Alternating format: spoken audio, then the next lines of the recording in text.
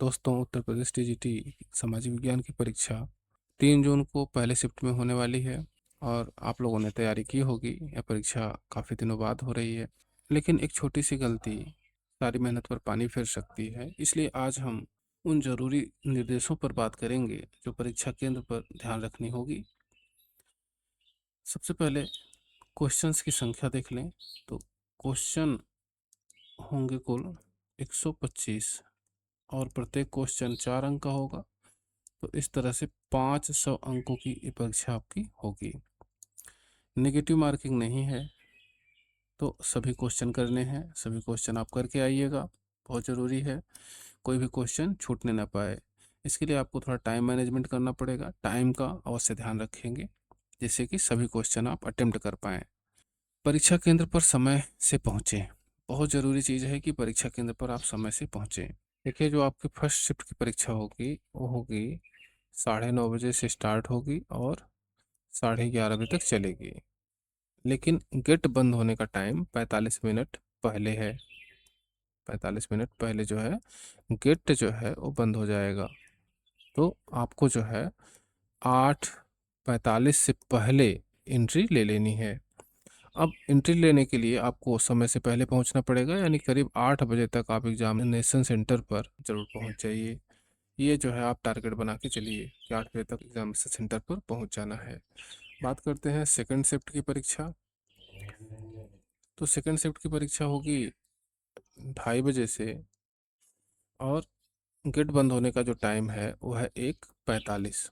तो आपको 1 बजे तक कम से कम ज़रूर पहुंच जाना है एग्जामिनेशन सेंटर पर। वहाँ जाके थोड़ा सा रिलैक्स होइए, बैग वैग जमा करना है, तमाम काम करने होते हैं। तो इसके लिए आपको समय से पहले पहुंच जाना चाहिए।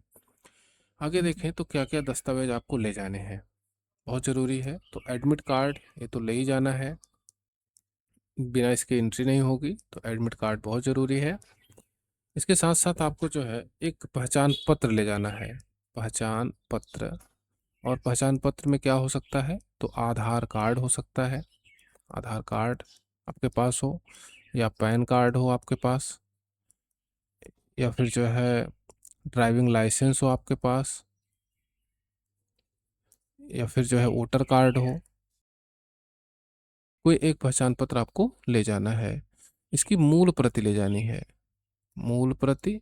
और इसके साथ साथ एक छाया प्रति भी आपको रखनी है, यानी फोटो स्टेट वो भी रखनी है, क्योंकि हो सकता है मांगा जाए।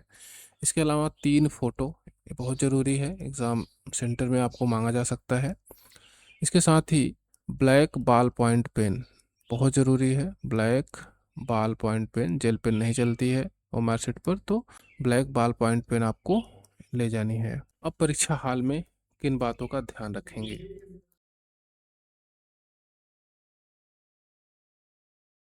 और रोल नंबर इसको जो है बहुत सावधानी से भरना है।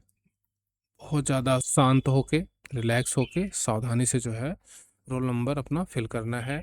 इसमें गलती नहीं होनी चाहिए। पहले आप नंबर्स लिख लीजिए, फिर आप जो है गोले को काला करिए।